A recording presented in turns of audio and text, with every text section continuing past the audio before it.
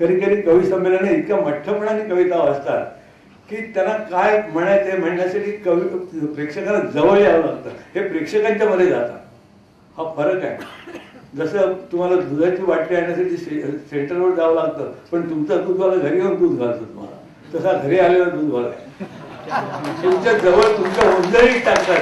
काय हिंमत नाही म्हणून म्हणायची किंवा शब्द तुमच्यापर्यंत पोहोचवतात नाही, तुमच्यापर्यंत तुमच्या अगदी ओंजळीत टाकतात, दाण टाकल्यासारखं टाकतात आणि तुमच्या चेहऱ्यावर ते मिळालं की नाही तिची पावती पण घेतात. नाही तर पुन्हा एकदा सांगतात कळल्यानंतर चांगली आहे आणि ती अस्सल आहे असं मला वाटतं.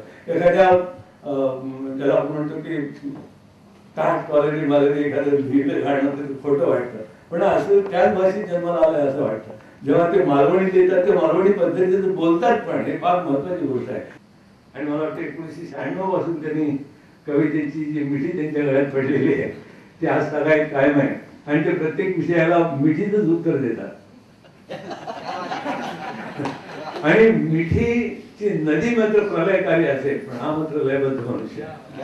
प्रलयकारी नाही, लयबद्ध. या सगळ्या ते इतक्या माणसात हिंडतात, इतक्या वयोगटावर हिंडतात, इतके त्यांना विषय आहेत की काय बोलायचं काम नाही. हे तर प्रेम या विषयातलं इतक्या गोष्टी आहेत. विरह आहे, आधीचं प्रेम आहे, प्रेम फिसकटल्यानंतर काय होतं वगैरे सगळं सगळं जणू काही त्यांनीच अनुभवला. इतकं ते छान आणि ते शब्दांच्या प्रेमात आहे. फार कोट्या करतात, कोटी कोटी कोट्या करतात ते. आणखी मी त्यांच्या बऱ्याचशा मेळाव्यात गेलेलो आहे मी आणि आमच्या घरी ते अनेक वेळा आलेले आहेत. त्यामुळे ते शब्दसंपत्ती लोकभाषेचा वगैरे वगैरे असं काही जास्त बोलत नाही.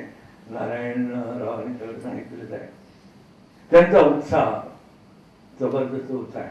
आणि कवी हा लिहिण्यात उत्साह येतो, हे मी उत्साह येतो वाटत नाही, पण सगळे ठिकाणी उत्साहीच आहे.